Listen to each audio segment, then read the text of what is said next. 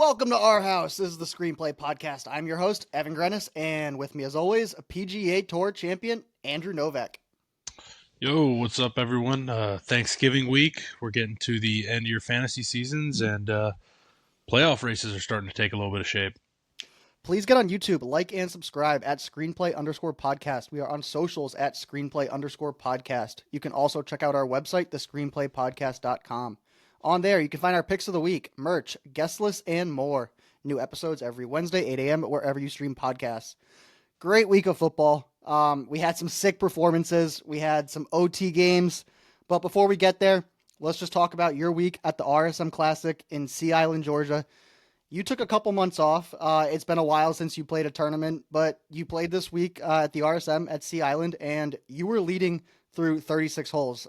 Pretty good first couple days, a little slower on the weekend. Tell me about your week at the RSM. Yeah, I didn't know. I felt pretty good about my game. I mean, I said that last week. I didn't really know where it was going to be, and luckily, playing my home course, I was pretty comfortable there, and got hot early. Was really driving it well, doing everything well, and jumped out to a nice lead, and got a little sloppy in the middle part of the tournament. And Saturday, Sunday was struggling with the driver at times, and felt like I couldn't really catch a break for a bit there, especially early Sunday. Wasn't really doing anything wrong, just couldn't get anything to go my way, and then kind of saved it at the end. Finished strong at the end Sunday to kind of backdoor top 10 after falling back pretty far. Are you or other PGA Tour pros aware of like your odds going into a week? Do you guys ever look at Yeah, them? You guys are? absolutely. I they did a walk and talk with me on Thursday on the 12th hole, and I think I kind of took a shot at Vegas because I can't remember what the question was. But basically, I basically said like, based on what I saw, Vegas was expecting me to be rusty, uh, because my odds were not very good going into the week, considering it Well, was my home course and where I'm ranked. But yeah, I um, mean, being your home course, I actually put a ticket on you at 57-1. So after two rounds, I was pretty excited, yeah, and I actually got a couple Instagram DMs to the Screenplay Podcast with other people that saying that Vegas messed up. They don't know it's your home course, yeah. and they had some tickets on you too. So I mean, I saw some people say they had me at like 75-1. One guy even said he got me at 100-1, which I don't know that's who's doing that, crazy. but yeah, Brand new dad, it home was up there. course. I mean, I thought So yeah, I thought you would had a good chance this week. So you were pretty low after 36 holes, and that's your home course. Is that the lowest you've ever gone out there through 36 holes, or in practice have you taken it pretty low? yeah, um, I mean, there's not a ton of times where I've just played 18 holes on Plantation, 18 holes on Seaside back to back days, but that was definitely my low round at Seaside, 61.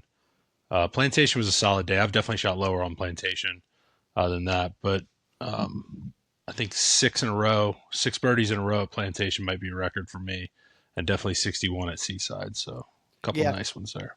great week there. What's next for you? Playing the Hero next week in the Bahamas. Awesome, that'll be fun.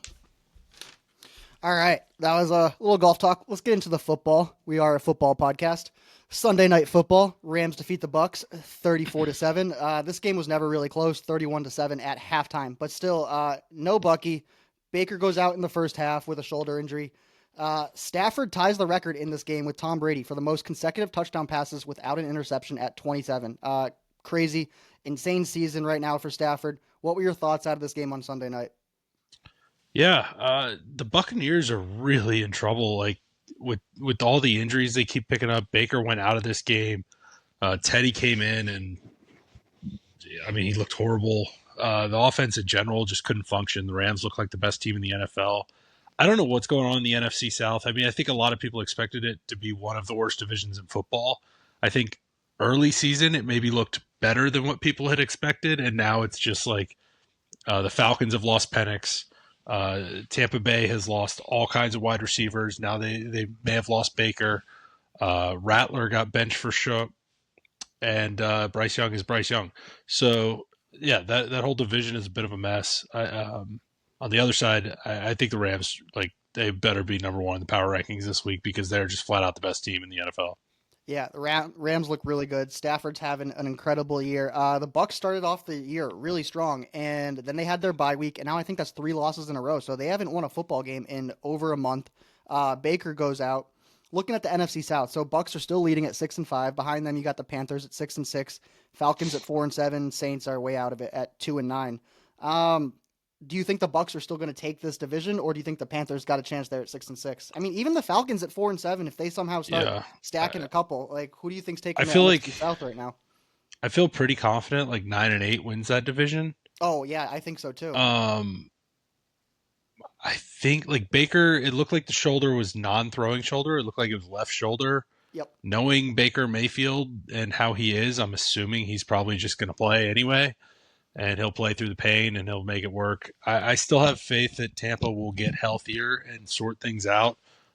This has been a bit of a tougher run in the schedule. I mean, Patriots, Bills, Rams. That's a solid group of teams. Like that's definitely nothing to sniff at. It definitely softens up a bit for them. They get some divisional games, which are softer games. They still have the Dolphins, the Cardinals. So I still think the Buccaneers take this, but definitely um, maybe not, having home field advantage in some of those playoff games like I was maybe expecting they might. Yeah. I even saw that Mike Evans may return this year. He had the broken clavicle. Yeah. I think I added him to. I may have added him to my roster in a fantasy league, in our Wofford league, just because in case he gets back for the playoffs, I might like him there. Yeah, Mike Evans could come back later. Godwin made his return this week. Baker goes out. I still like the Bucks' chances at winning the NFC South, but they're going to have to get healthier and they're going to have to start winning some games here. Otherwise, Panthers could come back on them. Devontae Adams. Last week we were talking about how he's had such a funny stat line: 1 catch on 8 targets and a touchdown. This week a little different: 5 catches on 8 targets, 62 yards, 2 touchdowns. Devontae Adams is having the most fun he's ever had playing football. Yeah, he's just such a touchdown weapon. They get inside the 10, and honestly, the biggest detriment to Kyron Williams in fantasy, like people like talking like Blake Corum's like cutting into his work. Really, the biggest detriment has been Devontae Adams catching 1 yard touchdowns Yep. and touchdowns inside the 5. He's been unbelievable. When teams get that close to the end zone, they go to man coverage a lot, and you just can't guard Devontae Adams with his releases off the line. He cooks you outside. You get the fade route, the slant route inside. He's just so hard to match up on.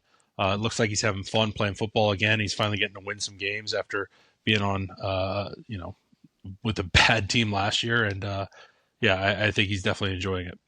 The Rams D, also really playing well. 2 interceptions, Mm-hmm. 4 sacks. You know how at the beginning of games they put up like the PFF rank of like each player at their position?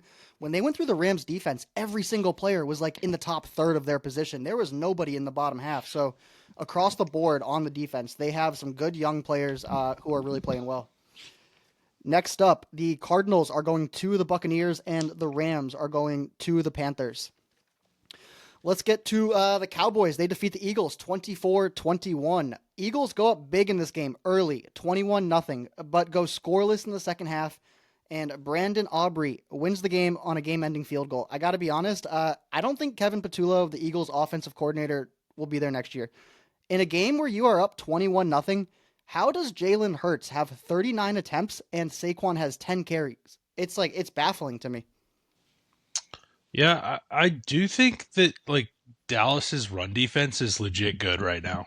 Mm-hmm. I think with the addition of Quinn Williams, uh, they had already gotten Kenny Clark in the Micah Parsons move. They have maybe one of the better DT combos in the league.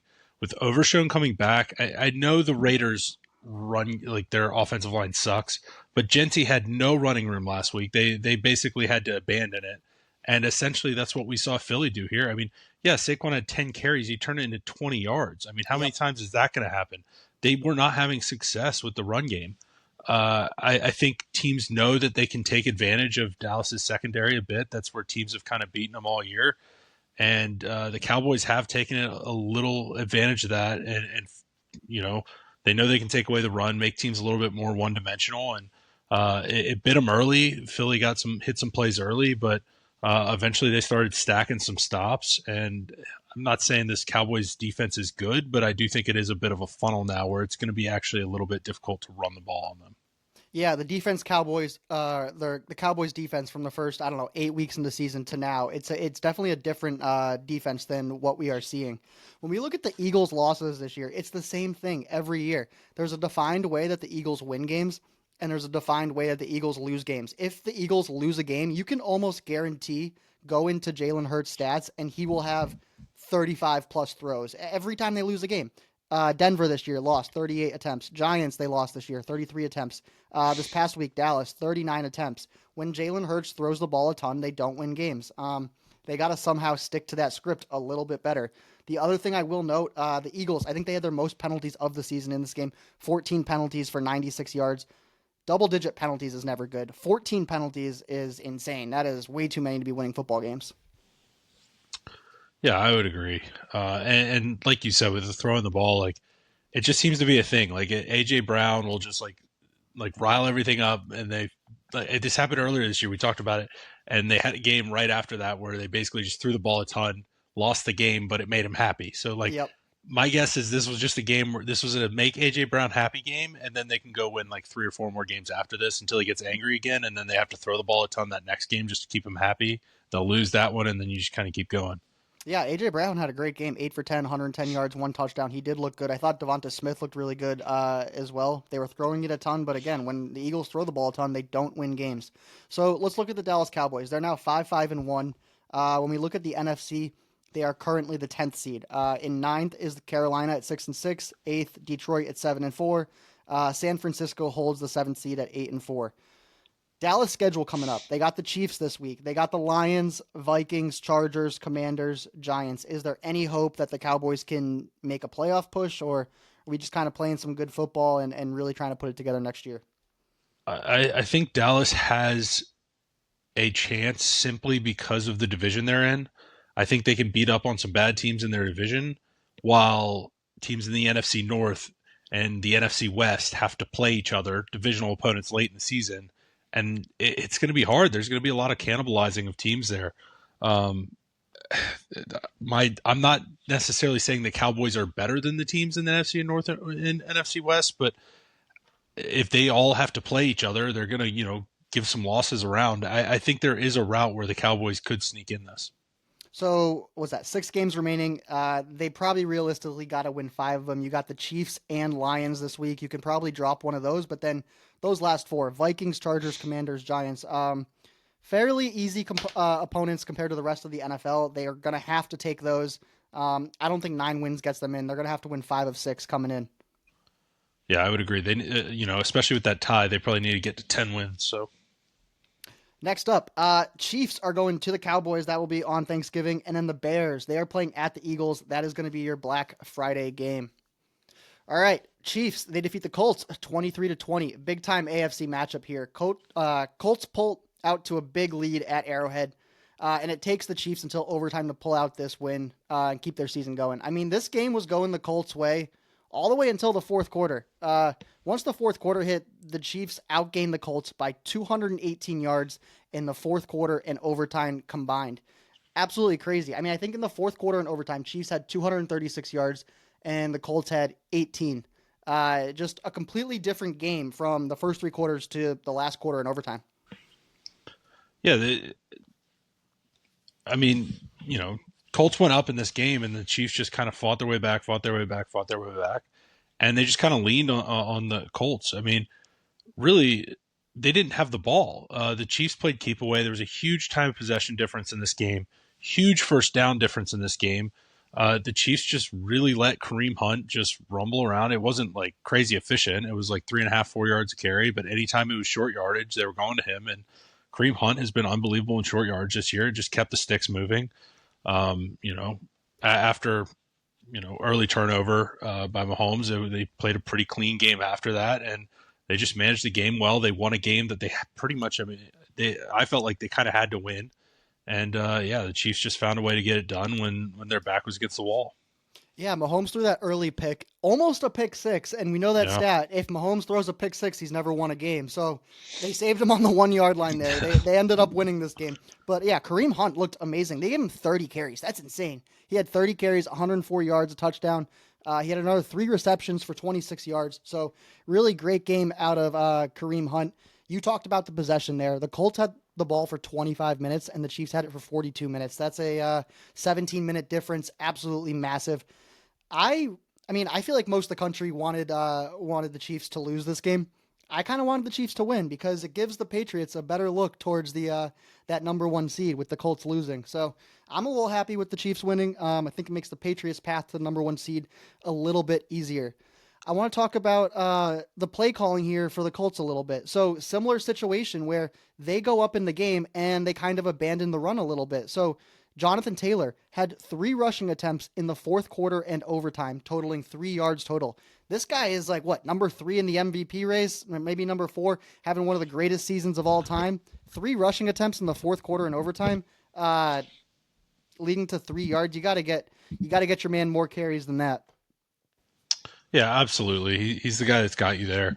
I think we talked about this maybe a couple weeks ago about kind of how the Colts schedule sets up. They have a lot of tougher opponents and tougher run defenses down the stretch here.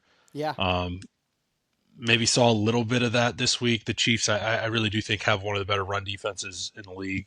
They've been pretty stout. So obviously a tough matchup there for Jonathan Taylor. But yeah, I think you'd like to be seeing him, especially in a game you're up pretty much the whole game, be getting up over 20 carries and trying to wear out the other team. I think that's part of why the Chiefs ended up running the ball so much. I think they wanted to possess the ball, make sure their defense was rested when the Colts were going out there, because if Jonathan Taylor starts leaning on you and you just keep getting hit by big runs and the offensive line pushing on you, it just steamrolls and snowballs into a big game for him.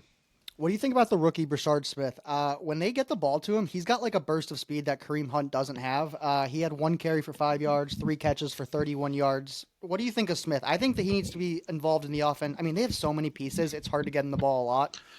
But I like what I see out of him, and I think as the season keeps going, we're going to see a little more work out of him. Yeah, maybe. I think he has a bit of a role. I think he's a bit capped, though, because a lot of what they do, they utilize him kind of as a gadget player more so. I mean, he played wide receiver and running back in college, so he is very comfortable catching the ball, and I think they utilize him in that way. But I also think Rashee Rice works in similar parts of the Yeah, field. They'll use him out of the backfield too. I think it's just another weapon they have. I don't see Rashard Smith ever being more than like a 5 carry a game kind of guy. I think he'll have his catches and do some stuff. I wouldn't classify him as like a great pass blocker. I think he is somebody who can get the ball in space and maybe uses a bit of a decoy in some situations. Just keep the defense guessing. Another thing to keep an eye on at some point in time. I haven't seen the Chiefs utilize it. He did play quarterback in high school his senior year, so maybe we see him throw one at some point. But we'll see. The Chiefs are always willing to pull something out, maybe every once in a while. if that happens, we'll pull this video back and post that an early call of Novak saying Brashard Smith throwing the ball. Next up, Chiefs are going to the Cowboys. We just said that. That is going to be on Thanksgiving. Texans are playing at the Colts. All right, the Bears, they defeat the Steelers 31-28. Two bad defenses here. 27th and 28th ranked defenses. They match up. It produced a shootout. Caleb Williams and the Bears win to get to 8-3, while the Mason Rudolph-led Steelers fall to 6-5. What did you see out of this matchup this week? Yeah, the Bears got it done again. They keep winning close games, and they are 8-3. But I'm definitely a bit concerned about the fact that they're winning close games against bad teams. Like, at some point, you need to kind of like, you're playing the Mason Rudolph Steelers, you're playing the JJ McCarthy Vikings, you're playing the Giants, you're beating up on the hurt Bengals. Like, these are wins. That's great. You're 8-3, but I'm a little bit concerned going forward. Like, you can't just keep winning games like this. Eventually, when you start playing the Packers or the Lions, Let me read it's their going to schedule bite you a coming little up. bit. So you just said they're playing some easy teams, getting some wins. Mhm. This is their upcoming schedule. Eagles, Packers, Browns, Packers, 49ers, Lions. That's Packers twice, Eagles, Lions. I mean, they got some tough teams coming up. If they're going to win some games, they're going to have to play some good defenses and some good teams. Yeah, I mean, we had just talked about if the Cowboys get to 10 wins, I mean, the Bears have the Browns there, but outside of that, any other win would kind of be a steal. If they steal one, that's still 10-6. If the Cowboys get to 10-5-1, they're jumping them there. So they're probably gonna have to find a way to beat the Browns and then steal two more games on top of that. Yeah. Big play of this game. TJ Watt, strip sack safety on Caleb Williams. It wasn't just a cool play, but that was the sack to pass his brother, JJ Watt, for 115 total sacks. So he now has the most sacks in the Watt family. Caleb Williams, he looks pretty good, but every once in a while he just has a bonehead play like this. This is the type of stuff that as he progresses in the NFL, he'll probably get out of his system. But that was a really bad play, completely on Caleb. What did you see on that one? Yeah, Caleb definitely holds onto the ball a bit and hunts for the bigger play. It sometimes works out, and in this case, it didn't. Um, I think I think the Bears will live with some of that. It's a little counterintuitive to like the Ben Johnson system, but I do think like that's the kind of player you have if you have Caleb Williams, and you don't really want to handcuff that because that ability has.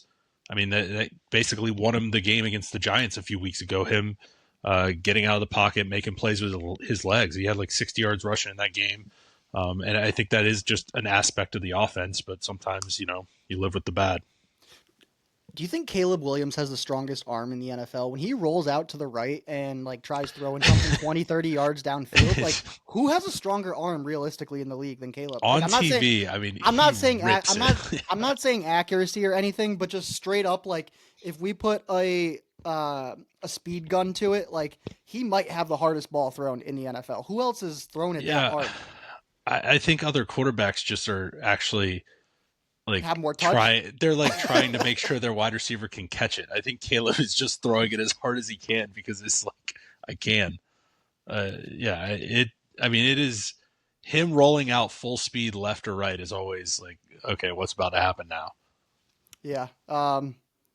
Definitely. I mean, he's got some good, but he's got some bad, and Mhm. we'll see how it goes. The Steelers. I mean, their offense is so dink and dunk. Looking at Mason Rudolph's stat line, 24 of 31, actually pretty solid for a backup quarterback. But for 171 yards, 24 completions, gets you 170 yards. That's crazy. I mean, DK Metcalf had 5 catches, totaled 22 yards.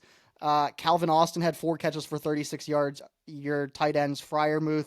I mean, they just don't have any deep field options. It's like they really need a player like Pickens. Well, it's hard to take the top off a defense when you're running like 2 and 3 tight end sets most Yep. plays. Yep.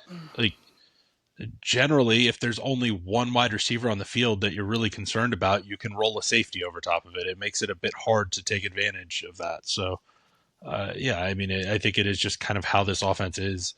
It's going to be a lot more like catch and run opportunities, trying to set up some misdirections, sneak a tight end or something, and then just pound the run game. Which honestly, with a backup quarterback in, I don't think is a horrible. You don't want to be asking a backup to do too much, but yeah, it's not going to probably win you a ton of football games. It'll keep you close though.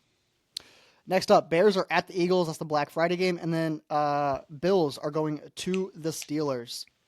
Last game we're going to talk about here. Lions defeat the Giants 34-27. I think this was the best game of the week. You had Jameis doing Jameis things. You had Gibbs putting on an all-time performance. You had overtime. Giants are one of the toughest outs for a 2-10 football team. Like they give full effort each and every week, regardless of the record, regardless of who they're playing. I think they're personally going to be dangerous next year in 2026. But what did you see out of this NFC matchup? I've been telling you. I've been telling you all year. The Giants look like they're not great this year. They want to keep losing this year, but next year they're going to be set up really nice. I think. Mm-hmm. I understand the hype. I would love to see Jameis maybe get like honestly as a Panthers fan, like give me a year of Jameis. Like what would Oh, happen? I think I What's the think worst? What's the worst that happens? Like I give me a think year of team Jameis with Canales and just like what's the worst thing that happens? T Mac looks I really good. can't. I think T Mac would kill it with Jameis. He would like. I am very confident he would be like a top 5 fantasy wide receiver for the season with a full season of Jameis at quarterback. Yeah, so let me But read this. Let me read Jameis Winston's stat line from this game. So he goes 18 for 36. This is just a very typical Jameis Winston stat line. 18 for 36, 366 yards, 2 touchdowns, 1 interception, 4 carries, 13 yards, 1 for 1 reception, 33 yards, 1 touchdown. I mean, he just had it all. Man, I do not want to be Derek Barnes, the linebacker for the Lions, watching that film. the next day on the pass that No, Jameis caught. Yeah, I mean, I know Derek Barnes is a linebacker, so he's not like the quickest guy, but like, I do not want to be in that film room with the team watching Jameis yeah. Winston get past me into the end zone. That's not a good look. Jameis knocked me out of the playoffs. I think this week in a fantasy league. The guy I was playing literally didn't have a quarterback all week, and just he got like outbid for Brissett earlier in the week, and so he just threw Jameis in the lineup off 32 waivers. fantasy points. Dropped like in our scoring it was like 40 something, and yeah, that was a tough one to walk off the golf course and see. So We also got to talk about Jahmyr Gibbs, another crazy stat line: 15 carries, 219 yards, 2 touchdowns, 11 catches for 45 yards and a touchdown. That's 3 total touchdowns. 55.4 fantasy points, over 250 yards combined. Crazy game out of Gibbs. Every time he got the ball, you blinked and he was into the end zone. I'll give a shout out to Jason Scholroff, one of the guests we've had on earlier this year. He made a hilarious video this week about Jahmyr Gibbs. Just you blink and he's sprinting past you to the end zone. But yeah, 55 points out of Gibbs. Absolutely crazy. He may be one of the not even best running backs in the NFL, just best players in the NFL. A couple other things to take a look at. Jamison Williams, 0 for 3, no catches. Laporta still out. Anything other important from this game? no, it's just I believe this was the first game all year with 1,000 yards of offense, which is a pretty cool stat. Ooh. Um, of two teams combined. But yeah, Yeah, Jameis is just he's just a walking social media highlight reel, whether it's something he's saying or his play on the field. Like social media and Jameis Winston just go really well together. All right, let's get to some other talking points. We just talked about how Jahmyr Gibbs had a crazy game, one of the best all-time performances we've seen. So what we are going to do is we are going to go through our top 5 non-quarterbacks in the NFL. So these can be any players at any position, just not a quarterback. Start me at 5 and take me to your 1. so starting at 5, this may surprise a little bit. I'm actually going to go George Kittle. Just with what he does for that San Francisco offense, I got some numbers here. So splits with Kittle on the field versus off. This was before the Panthers game, but they're averaging 1.4 yards per carry more with him on the field. They're averaging an 8% success rate more with him on the field, and they're averaging a 10% explosive rate improvement on runs with George Kittle on the field. Now, for reference, what that means, just to give a baseline, that difference in yards per carry is the difference between Jonathan Taylor and Chase Brown or Mm. Bill Krosky Merritt this year. That difference in success rate is the difference between Jonathan Taylor and Chase Brown again. And the difference in explosive rate of 10% there is the difference between Devon Achane is the running back in the NFL with the highest explosive rate with more than 100 carries this year. That is the difference between Achane and Zach Charbonnet or Ramondre Stevenson. That is the kind of gaps you're seeing with George Kittle blocking on the field for your run plays versus off. You factor that in with what he can do in the receiving game. Yeah, he's an absolute game breaker. So So what I've you're got to saying keep is him. George Kittle turns good running backs to great running backs, and he Exactly. turns great running backs into all-time talents. Correct. Okay, so Yes, you got George Kittle at number 5. Take me through the rest of your I list. do. The next 4 will probably be maybe a little bit more standard. Jamar Chase, just what he can do in a game. I mean, he can any game 150 yards, 200 yards. You have to account for him every play. He can catch it 5 yards downfield and take it another 70. He can blow the top off. He can just break any game at any point in time. Next, at 3, I'm gonna go Patrick Surtain. He's been dinged up last bit, but I mean, he just absolutely locks down the side of the field. You you have to be careful with him. He will just take away your best wide receiver any week. Number 2, I'm actually going to go Penei Sewell, throw an offensive lineman in there. What he does for the Lions, pass game, run game, everything. I think it's incredible. I mean, he makes that offense work. And then number 1, I don't think that there's any other player it could be. It's Myles Garrett. He's been the best player in the NFL this year. I don't think it's like particularly close. He's about to just shatter the NFL sacks record. It's truly impressive stuff. Yeah, I like that list a lot actually. At number 5, there can be some arguments here, but recency biased. I love what he's doing. Jahmyr Gibbs, crazy, crazy speed. Of his last 28 games, 12 of them have gone over 20 plus fantasy points. So at any game, he can just take over and produce a win. At number 4, I got Penei Sewell as well. He is the highest graded player on PFF, and not just for his position. That's the highest greatest player on PFF. He is over 7 points higher graded than the number 2 left tackle, Trent Williams. So the difference between Penei Sewell and the second best left tackle, it's a big gap. So we both got him there in the top 5. At number 3, I got Jamar Chase as well. At any point, can just take over a game, like you said, 150, 200 yards. At number 2, I got Justin Jefferson. I do think Justin Jefferson's a great 5-tool wide receiver. I like him a little better than Jamar Chase. We don't see it because we've got, J.J. McCarthy throwing to him this year, but I think Justin 9. Jefferson, that alter ego 9. God, that's bad. At number 1, there really is only one answer here, and it's Myles Garrett. 13 sacks the last 4 games, 18 sacks on the year, on pace for 25 plus sacks. Currently, the record for sacks are held by Strahan and TJ Watt at 22 and a half for the year. He's on pace to absolutely crush that. So Myles Garrett has to be your number 1 non-quarterback in the NFL. There's really no other option there. All right, another big talking point this week, Shedeur Sanders, first start. 24-10 win over the Raiders. His stat line goes 11 for 20, 209 yards, 1 touchdown, 1 interception. What did you think of... Well, there's a couple things we could talk about here. First of all, what did you think about Shedeur Sanders' performance on the field? And then what do you think about his comments after the game? Because I think that's a pretty big talking point as well. Yeah, so I thought his performance on the field was all right.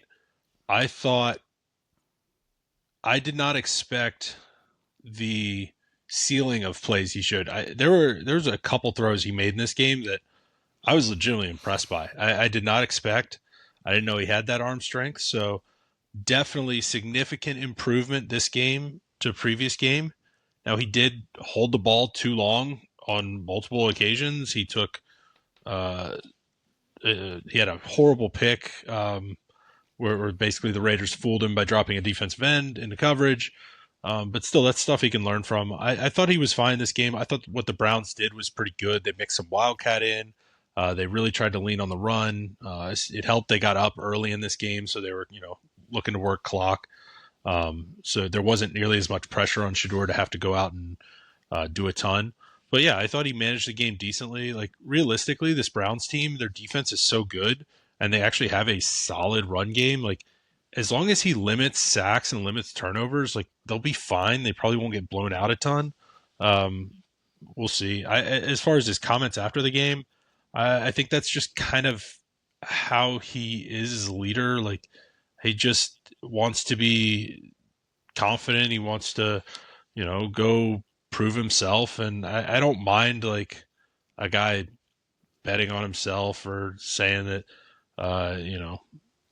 he was basically saying like I mean, there was a bunch of comments. There was probably like 3 or 4. I think the biggest one maybe is one where he said like, "This is just 1 week of practice. See what we're going to do after a whole offseason." okay, yeah, It's like that type of comment right there says to me, it's like, all right, you're the 5th round draft pick. Like nobody said this is your team. Like that's yeah. assuming that you're going to go into Look, 2026 as like the number 1 quarterback, like on the Browns. Like they're not drafting someone. So I feel like he's acting as if he's in a different position than he currently is.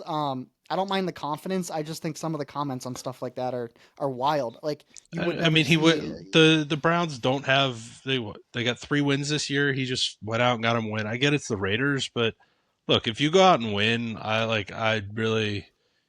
You can kind of say what you want. I mean, within reason. Like I don't have as much an issue with that.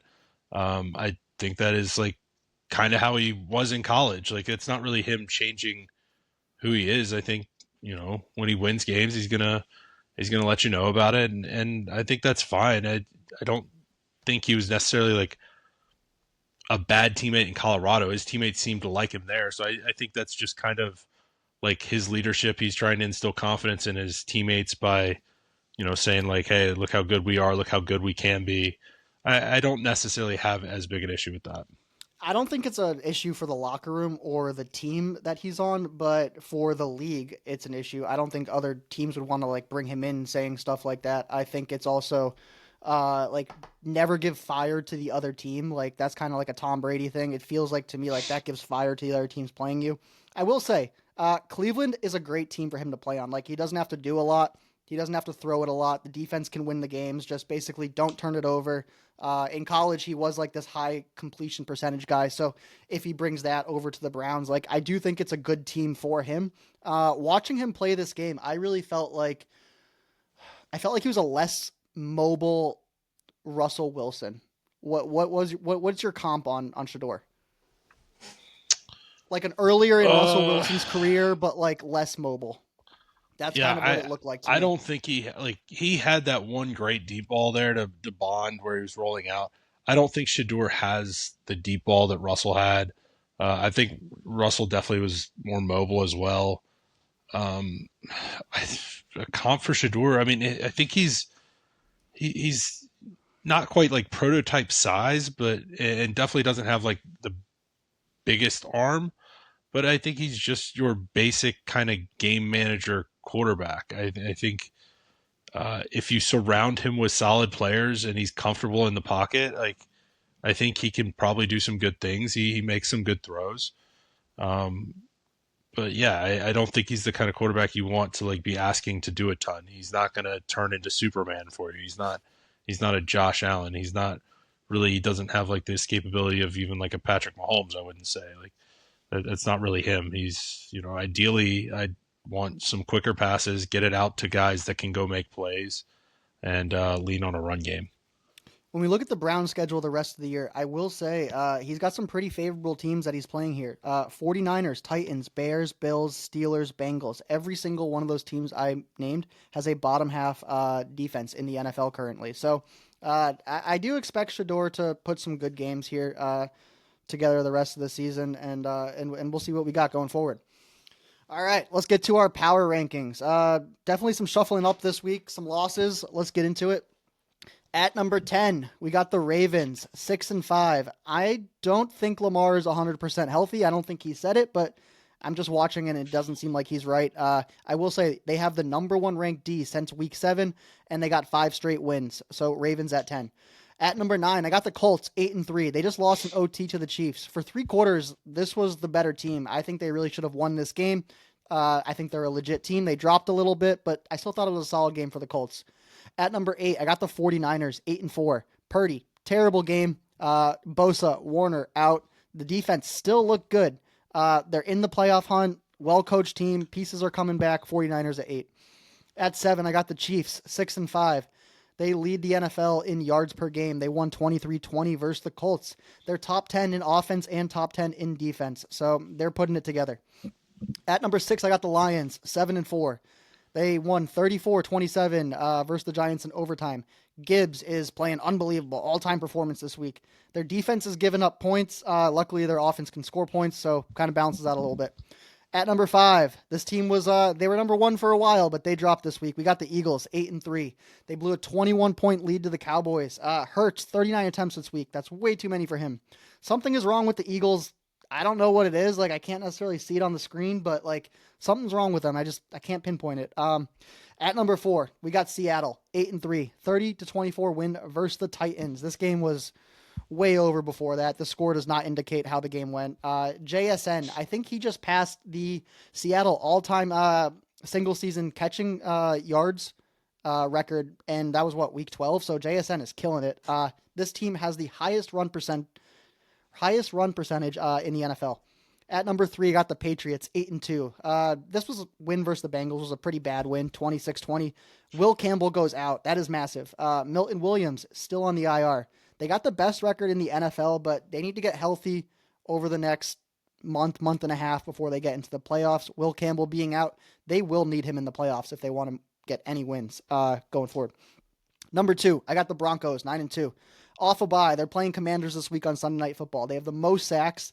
They have the best ranked offensive line. We'll see how this offense looks after their bye. Hopefully a little better than what we've seen this season.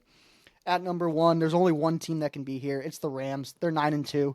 There's no other choice. They're the cleanest team. They got a great offense. Their defense is legit. Devontae Adams, Stafford, clicking.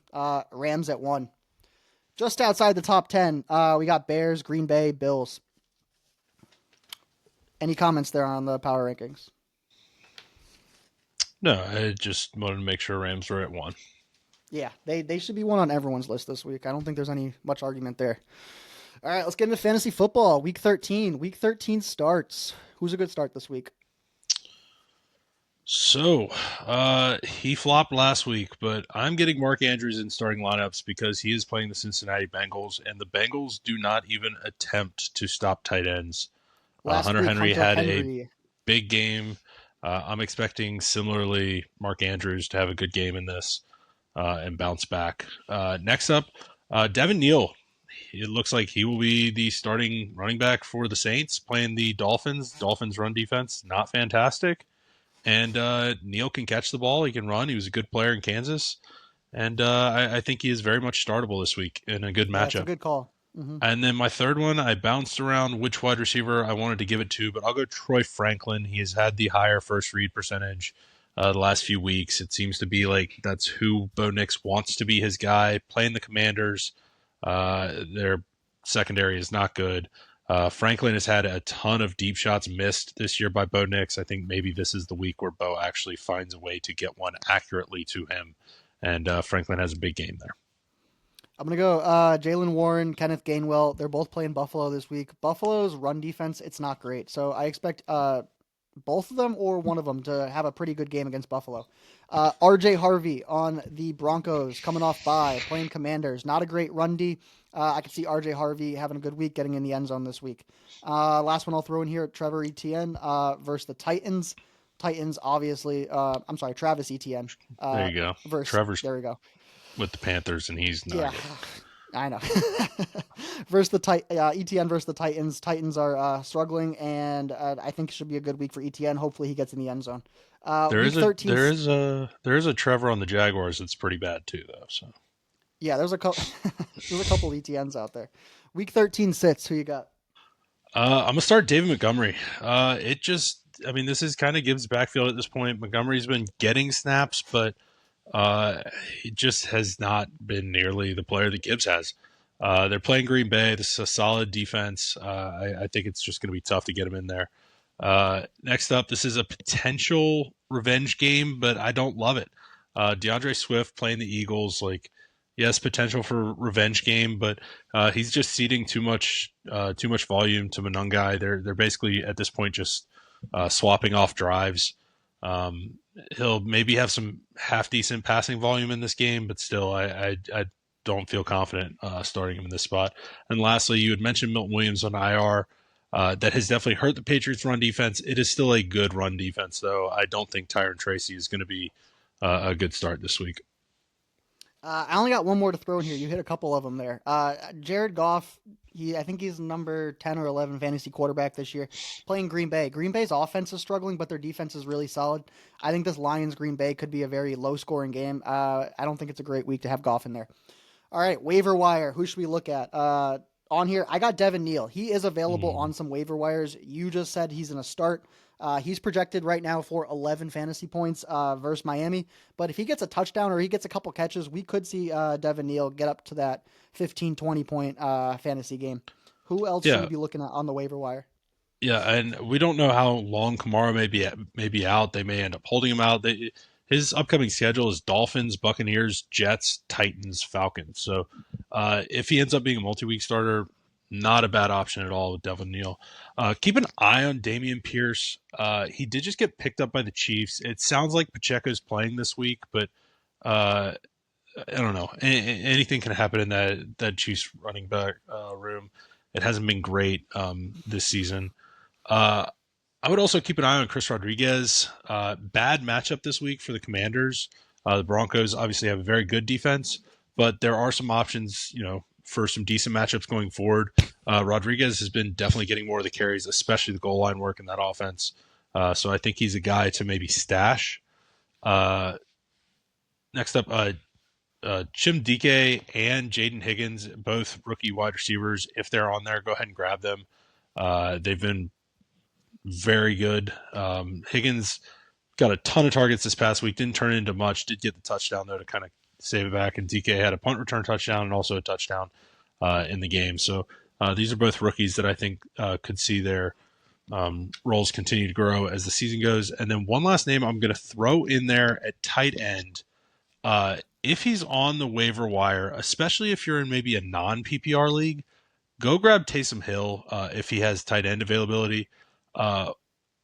With the Kamara injury, I would not be surprised to see Taysom's rushing attempt count kind of get a bit of an uptick. He's not going to have like a ton of catches, but I would not be surprised if he gets some of the goal line work. He may be startable if that's the case, especially against a Miami Dolphins team that is not the best defense. Yeah, that's a good little hint there. I got Jaden Higgins in one of my dynasty leagues, and he's finally starting to perform, and I like how he's Mm-hmm. looking. Yeah. Yeah, 23 targets, 2 touchdowns the last 3 games. For some reason with Davis Mills, he's doing a little better. For defenses, let's take a look at the Jaguars defense this week. They're playing the Titans. That's going to be a good one to grab on the waiver. The other one is the Chargers defense. Coming off a bye, they are playing Las Vegas. That is another one to target. All right, gambling. Let's get into gambling. Last week, I went 1-2. Andrew went 2-1. Overall, I am 21-15 on the year. Andrew is 19-17. Man, my betting started off like I shot like 4 or 5 under on the front nine. Like I was feeling really good, and then I just bogeyed 10, 11, 12. And We're ham and egging though. We're playing a good best ball. I got your bad weeks covered. You had my early season bad weeks covered.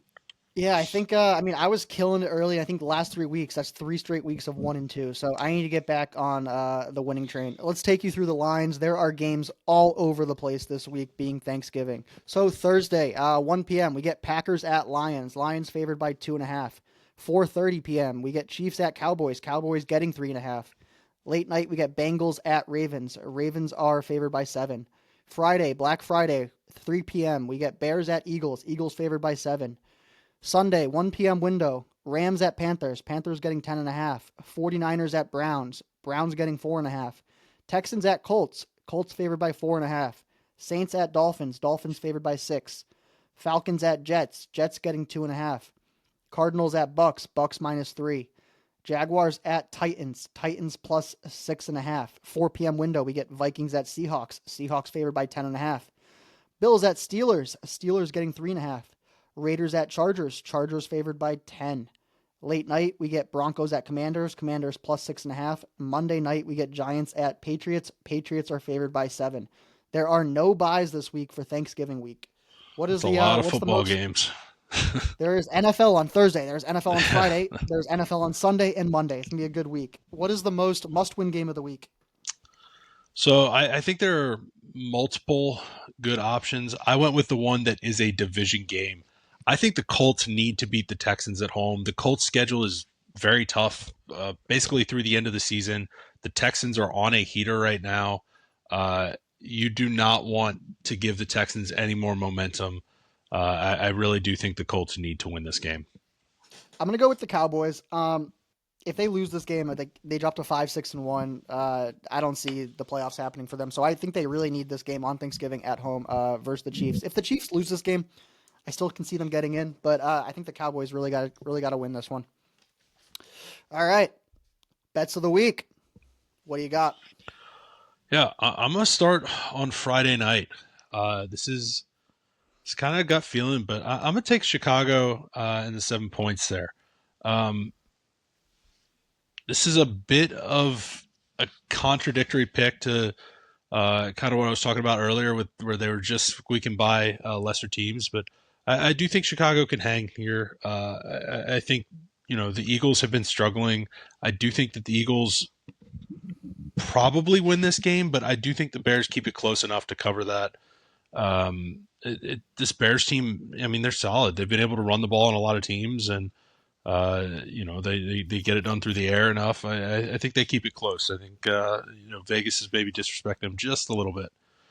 Next, I'm gonna take San Francisco -4.5. at Cleveland. Look, last week against the Raiders was as perfect a game script as you could have for Shedeur. I think if San Francisco can get up on them, you'll see some mistakes. Uh, Cleveland benefited by being able to sack Geno 10 times last week. I don't think they're going to be able to get after Purdy as well this week. I think Shanahan will have answers for that pass rush, so I'll take San Francisco there. And then lastly, I'm going to take the Bills minus 3.5 at Pittsburgh. I'm not even sure Rodgers is playing this game. This could be a Mason Rudolph game. Buffalo seems to be doing like terrible game, bounce back, terrible game, bounce back. So I'm expecting a bit of bounce back here for the Bills and putting on a good performance and comfortably covering that. All right. I just said it's the most must-win game of the week for them, so I like how the Cowboys are looking coming off that win with the Eagles. I'm taking the Cowboys plus 3.5. I don't know if they win this game, but I mean, I'll take that hook. Give me the Cowboys plus 3.5. This one's a little wild. I'm taking the Titans plus 6.5. I think the Titans get a win this week versus the Yeah, I Jaguars. was looking I'm at gonna it. take. I like plus 6.5. I think maybe they found something that second half versus Seattle last week. Didn't win the game, but kept it close. So Titans plus 6.5, and then like you said, Texans on a heater, and Davis Mills is actually playing some really good football. So give me the Texans plus 4.5. I'm taking Cowboys plus 3.5, Titans plus 6.5, Texans plus 4.5. Andrew is taking Bears plus 7, San Francisco minus 4.5, and Bills minus 3.5. We are all over the board this week. Jeez. Whew. All right. Lock them in. Let's go over into our survivor pool. $0 entry fee, $500 cash to the winner. We started with 187 participants. 9 participants entered week 12, and 9 participants will be moving on to week 13. No eliminations this week. First time this year we've had no eliminations.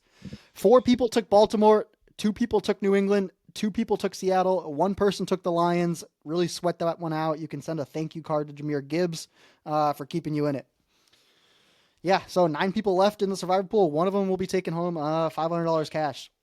Don't forget to get on YouTube at screenplay_podcast. Like and subscribe. We are on socials at screenplay_podcast. You can also check out our website, thescreenplaypodcast.com. New episodes every Wednesday, 8 a.m., wherever you stream podcasts. Happy Thanksgiving week. Football everywhere. We appreciate all of the listeners. Andrew, any last words? No, enjoy your Thanksgiving, enjoy the football, and go Panthers. All right. We appreciate you guys, and we will see you next week.